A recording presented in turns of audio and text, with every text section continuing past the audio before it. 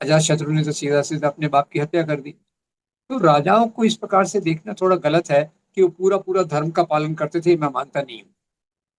जहां उनको उचित लगे वहां धर्म का इस्तेमाल करते थे। अब इसमें थोड़ा सा ये भी जोड़ दूं कि आजकल भी कई राजनीतिक पार्टियां हैं जो अपने सियासत के लिए धर्म का इस्तेमाल करती है, ये तो आप भी जानते हैं, और धर्म का बखूबी से इस्तेमाल करती है।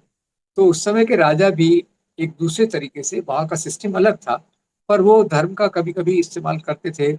और मुझे तो लगता है कि हर एक धर्म केवल एक ही चीज सिखाता है, वह इंसानियत। राइट। उसमें ये जो चीजें हैं कि आप ये खाओ वो नहीं खाओ, वो एक बनी कितना उसमें सच्चाई है, वो एक अलग बात है।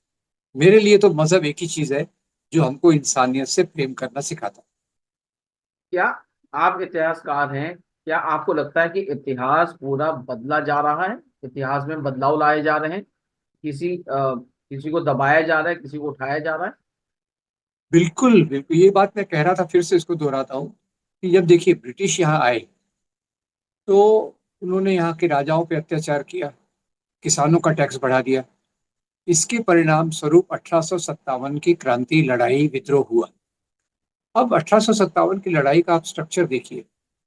बहादुर शाह जफर उसके नेता हैं, तात्या साहब टोपे, नाना साहब पेशवा, झांसी की रानी बेगम हजरत महल महल उनके साथ हैं। हिंदू मुसलमान मिलकर अंग्रेजों के खिलाफ लड़ रहे हैं, राइट। राइट। अंग्रेजों को यहाँ राज करना है। कौन सी नीति लगाएंगे? फूट डालो और राज करो। दो बड़े धर्म जो है, हिंदू और मुसलमान, इस्लाम, उनके बीच में नफरत पैदा करो। ये कैसा करेंगे भाई? तो आप इतिहास के राजाओं को मजहब के नाम पे प्रस्तुत करो। राजा जो करता है मेरे ख्याल से मुख्य रूप से सत्ता के लिए करता है, संपत्ति के लिए करता है, उसके साथ साथ कई बार मजहब का इस्तेमाल वो करता है। तो उसके बदले अंग्रेज इतिहासकार, सबसे पहले जेम्स मिल 1818 में, और बाद में इलियट एंड डॉसन, इन्होंने बहुत इतिहास लिखा। और उसके लेखन का तरीका क्या था? केवल हिंदू मुसलमान।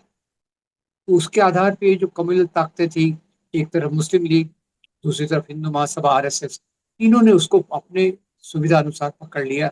और उसमें एक पहली बात तो इसको कहते हैं कम्युनल हिस्टोरियोग्राफी, इतिहास को धर्म के चश्मे से देखना। और दूसरी बात क्या है? Selective historiography. इसमें क्या करते हैं? अब आप अकबर को छोड़ देंगे, तारशिकों को छोड़ देंगे, औरंगजेब को पकड़ लेंगे। बाबर ने जो अपने बेटे हुमायूं के लिए वसीयत लिखी, उसको आप ख्याल ही नहीं करेंगे। क्या लिखता है बाबर? कि यहाँ जो भी मजहब है सबका आदर करो, अपने राज्य में मंदिर मत टूटने दो, गाय की हिंसा, गाय के ऊपर हिंसा मत करने दो। ये बाबर से लेके तो औरंगजेब तक ये रवैया चला। तो ये चीजों को नहीं देखेंगे। तो इसको कहते हैं सेलेक्टिव हिस्टोरियोग्राफी।